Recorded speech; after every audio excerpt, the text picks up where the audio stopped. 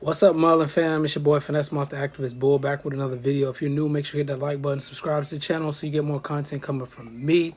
If I don't make a video tomorrow, I'll probably most likely be celebrating Father's Day. Shout out to all the fathers out there and what you do for your family. You are appreciated. Stay up, stay strong out there, and continue to do what you do to move forward. Every little thing that you do does reflect you and your family, and you are the head of the house. So continue to stay strong, stay motivated, and stay positive. This chart that I have up is just for references purposes for the latest Form 4 that was filed with the Security and Exchange Commission with Muln Automotive Company. David Mishry did receive a performance award for the amount of $2.6 million, and he received that on June 13th, which was around 40 cents per share. But he decided to close that out only a couple days later on June 15th when all of this turbulence was going down for Muln Automotive stock. All right, everybody, here it is, Form 4, submitted with the Securities and Exchange Commission. You'll see that right above here, it'll say the common stock on June 13, 2023, 2.6 million. You'll see the letter A as well right here, showing that there was an acquired 2.6 million, as well as down here below that A, you see D's. D stands for dispositions, which means they were sold. You have 2 million sold, then you have 541,000 sold. And that was on June 15th, as you can see right here.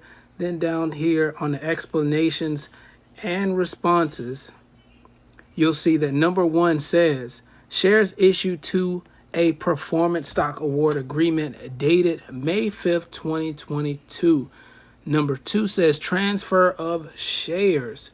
And number 3 says the price represents the closing price of the issuer's common stock on the date of transfer. No cash consideration was received by the reporting person. What's interesting about this third explanation of responses is that it says no cash consideration was received by the reporting person. Who is the reporting person? Let's look up here at the top. It says name and address of reporting person. Reporting person is David Mishry himself. So no cash consideration was received by the reporting person for this sale of transaction. So what is happening with this transaction if there was no cash consideration? Is it converted to stock options? Check this out. The argument of paying a CEO with stock options is that it gives the executive an incentive to increase value of shareholders. If the CEO drives up the underlying stock price, the options award will be worth more. The problem is that a CEO may take excessive risks to drive up the share price. While that might increase the CEO's compensation, he or she won't necessarily share other shareholders' pain if the stock loses value. Options exhibit convexity, which means options granted to CEOs have a potentially unlimited upside, while the downside is limited to 0 if the stock doesn't rise to the predetermined price. Now, David is in hot water. He's been diluting. He's not been openly communicating with his shareholders, not giving any updates on operations or any progress that is substantial that has not already been regurgitated as he's been doing in the latest press release, which has not been many at all. A lot of people want him removed from the CEO position, and a lot of people are already considering voting no on every single proposal that is out there, including the board of directors that are coming up with these performance stock awards for David Mishry. And it seems like he's getting these awards easily and getting issued 1% and 2% of common stock with no problem. Now, as promised, I want to give you guys an update from my conversation with Kingsdale Advisors, whom Mullen Automotive hired last year to do proxy statements for the July 26th shareholder meeting in 2022. The number is 1-866-581-0512 if you want to check and make sure. A lady from Kingsdale Advisors told me to contact Okapi Partners because they were going to be the ones that will be assisting Mullen Automotive with their upcoming August 3rd shareholder meeting.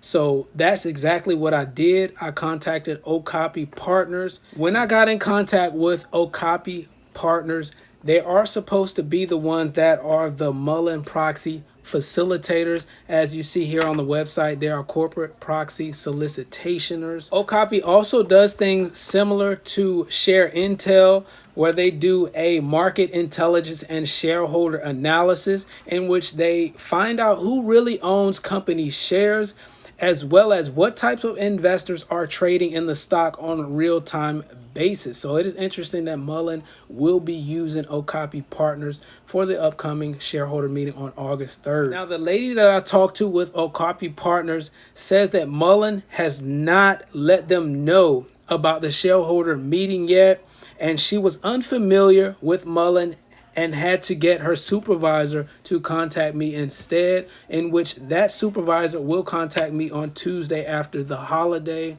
because they see that Mullen Automotive is not in the system.